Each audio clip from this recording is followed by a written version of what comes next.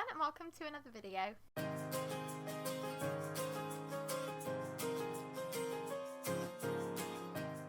I'm not feeling the best today, ill again, and I promised after the last time I filmed while I was ill, I would not film while ill again. But I thought instead we'd do a really chilled out, relaxed book tag. So this is the 20 questions book tag. I found this on Paper Fury's blog. I'll link that down below, and if I can find the original creator of the tag, then I will link them down below as well. But it does what it says on the tin. You have 20 questions, and you have to answer them with bookish things. And I thought this would take a little less brain power than coming up with anything too exciting. So I hope you enjoy this. I don't do many book tags on this channel, but this is one that I really liked the questions for. So without further ado, let's get on with it. Question 1 is, how many books are too many in a series? And I've kind of gone with 10. Most of the series that I read are either 3 or 4 books. I really love the Murder Most Unladylike series, and that has 9 books, but it also has 2 short story collections. So it will have, one of them is coming out in August. So it kind of has 11 books, but I think that 9 books is a good chance for you to explore your characters as deeply as you possibly can, and I think anything more than that seems a little bit overkill. The only series I can think of that have more than 9 books are like the House of Night series, the Southern Vampire Mysteries series, and those are ones that I've started and I don't really feel that compelled to continue because of how long the series is. But I think probably helps I was reading Murder Most Unladylike as they were being released, so I didn't know how long it was going to be. But yeah, my ideal is kind of 3 or 4 books, but then I am reading The Wheel of Time at the moment, and I'm on book 3, and there are either 13 or 14 of those, and I've given 5 stars to the first 3 so far, so I might end up changing my mind on longer series if that continues to be really good. The second question is, how do you feel about cliffhangers? And this is such a hard question. I've got 3 examples here, so I'm not going to give spoilers about how the books end, but just so that you know that these ones do end on cliffhangers. So if you're really opposed to spoilers, I'd say jump ahead a little bit. But I've got 3 different examples of the way that cliffhangers work. I've got the cliffhanger that makes it like absolutely impossible to resist the second book, and it's done in such a way that it still means that the first installment is satisfactory.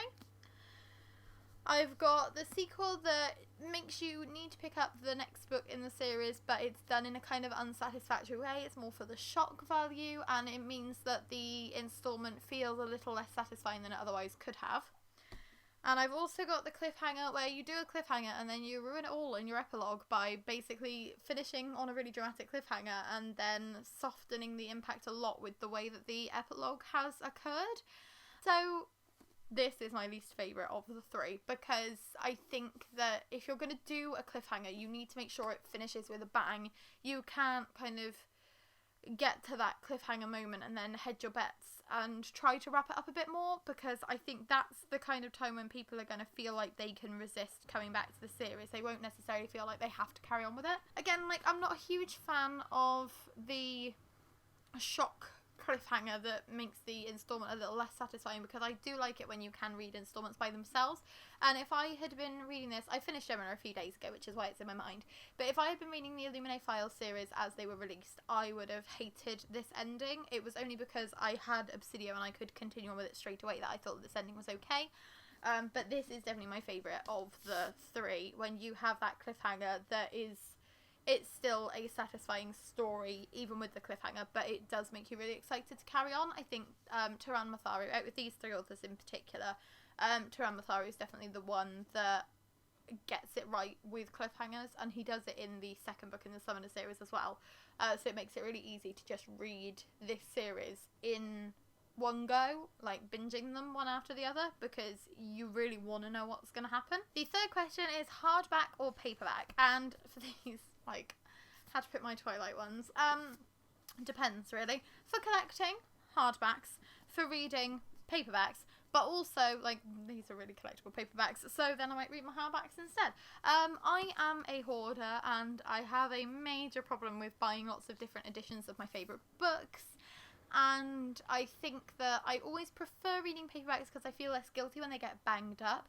Like, if the hardbacks get really banged up, I just kind of feel a bit sad because they're a lot more expensive.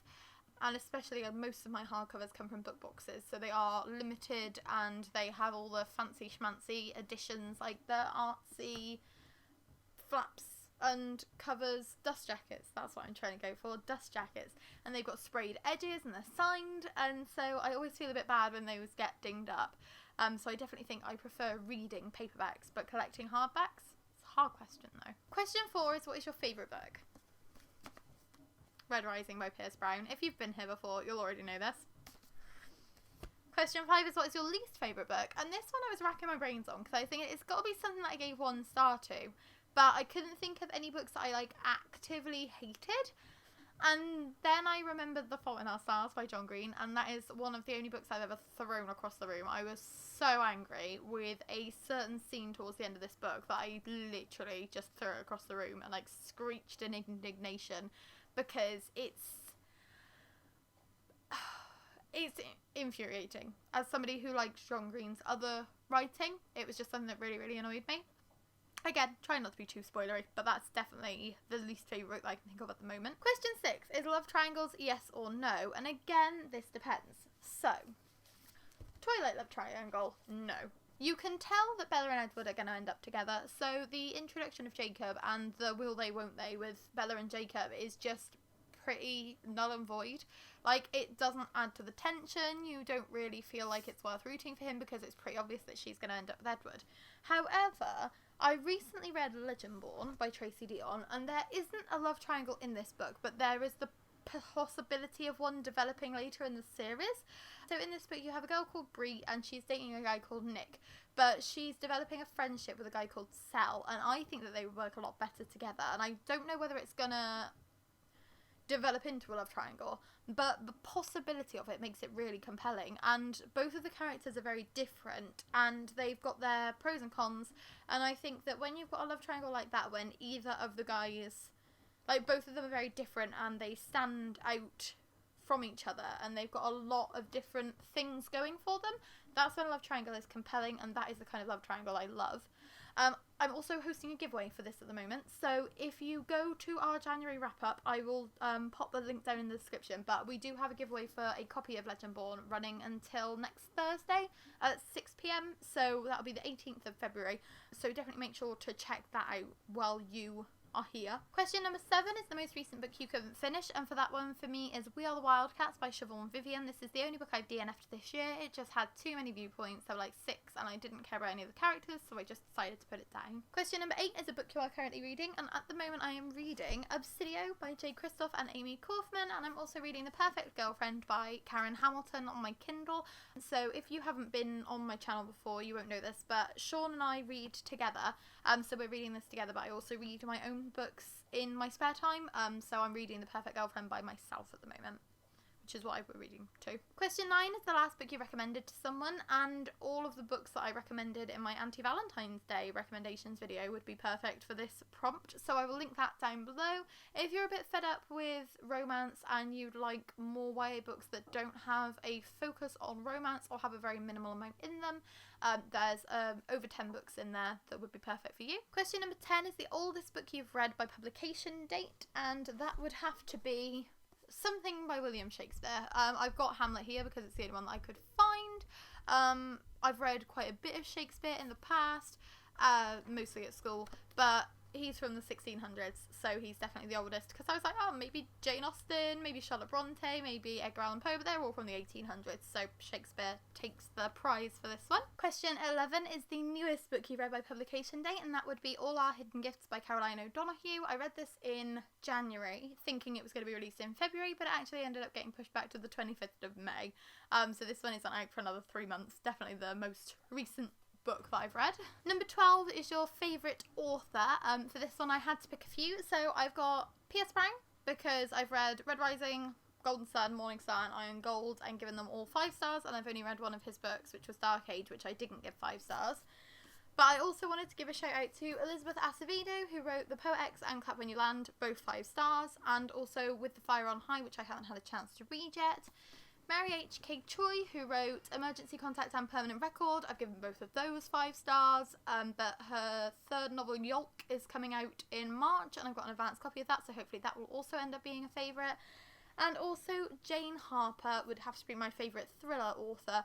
I've read The Dry, Force of Nature and The Lost Nine, given them all 5 stars, and I've recently received a copy of The Survivors, which is her most newest release, came out in January, so hopefully that will continue. But yeah, those are all definitely favourite authors out of like the fishbowl of favourites is how Sean describes it, which is brilliant. I'll just have to wait and see whether I continue to give them 5 stars and whether I continue to love them. Question 13 is buying books or borrowing books, and again I have to say a bit of both. Like, as you can tell by our book collection, we do love buying books, but the majority of my books either come from subscription boxes like Illumicrate, Owlcrate, or they come from charity shops. And at the moment obviously the charity shops are closed, but the libraries are also closed, so I'm not really borrowing or buying books at the moment. And normally I would borrow books from the library, and then if I absolutely love them I will keep an eye out for them in charity shops or on the Kindle Daily Deal so that I can reread them.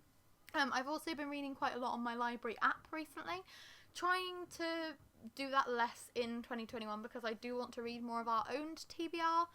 But yeah, definitely a hard choice and one that I wouldn't be able to pick. I'd probably say borrowing, because sometimes you just can't afford to buy as many books as are being released each month. So it's a good opportunity to borrow them and then you can just buy your favourites. We're really, really lucky at the moment because we're in a great place financially, so we can buy books where other people might not be able to. We are really, really lucky with that. But again, like, if our financial situation changes, then we'll be relying more on the library and won't be getting the subscription boxes. So it's all kind of fluctuating. But yeah, probably the hardest question on this list. Number 14 is a book you dislike that everyone seems to love, and I hadn't actually picked anything for this one, and I've only just realised. So we will consider quickly, and I could say The Fault in Our Stars again, because most people seem to love that, but I think I'm going to go with Shadow and Bone by Leigh Bardugo. Gave the first book 3 stars, second book 5 stars, third book I think might have been a 3, but this is one of those series that people absolutely love and they're so obsessed with it and they can't wait for the Netflix adaptation, and I just wasn't a huge fan. I am going to be doing a reread at some point because I'm going to be rereading it with Sean. He's never read them before, so my opinion might change then. But this is kind of like at the forefront of my mind when I think of a book that everyone loves that I just don't really get the hype. Number 15 is bookmarks or dog ears, and my answer is bookmarks. I cannot stand dog earing books. I absolutely hate it. When people crease them really, really hard and like you can still see the crease even once the page has been folded back out, like I just hate that. Like, I don't necessarily use bookmarks. Like, you'll see by Obsidio at the moment we are using a receipt from our local shop, but yeah, I'll grab whatever kind of scrap of paper as long as it isn't something gross. I'm not one of those people that would use bacon as a bookmark. That is not tasty. I don't know what would possess people to do that, and as someone who used to work in a library, I can tell you it is not a rumour. It is not kind of a folk tale. What's the word that I'm trying to think of? Old wives' tale? I don't know. It's not whatever I'm trying to think of. Like a fake thing. It's not fake. Like, people genuinely do use food in bookmarks, and then they'll, like, return the books and leave the food in there. Like, yeah, it happened on more than one occasion that I can remember, and I didn't even work there for that long. So, yeah, scraps of clean, nice, neat paper only, and no dog earring. No. Number 16 is a book you can always reread. Red Rising. I've read this either 4 or 5 times. I'm already planning on rereading it again before the 6th book in the series is released. I'm obsessed with Pierce Brown and this world, and this book in particular is my favourite. So yeah, I'll always reread this. Number 17 is Can You Read While Listening to Music? And that is a big old nope. So I read to Sean when we're in the car, and the amount of times that we've got the radio on for the babies and I have to keep turning it down. I'm like, can you turn it down? It's like, it's on 1. If you turn it down anymore, it will be off. I'm like, well, I can't concentrate. I'm reading these words out loud and not taking any of it in because my brain is solely focused on the Bring Me the Horizon and the CD player. So yeah, definitely somebody who can't do anything anything other than listen to music when I've got music on. I can't even like blog when I've got music on because I just get too distracted. So definitely can't read with it on. Number 18 is One Point of View or Multiple, and again, this one depends on how it's written. As I said, I had to DNF We Are the Wildcats by Siobhan Vivian because I had 6 viewpoints, and that was too many because they were all very similar. But I also really loved 7 Ways We Lie by Riley Redgate. I gave that 4 or 5 stars when I read it. That was many years ago, but that was 7 viewpoints with each of the characters corresponding to one of the 7 deadly sins.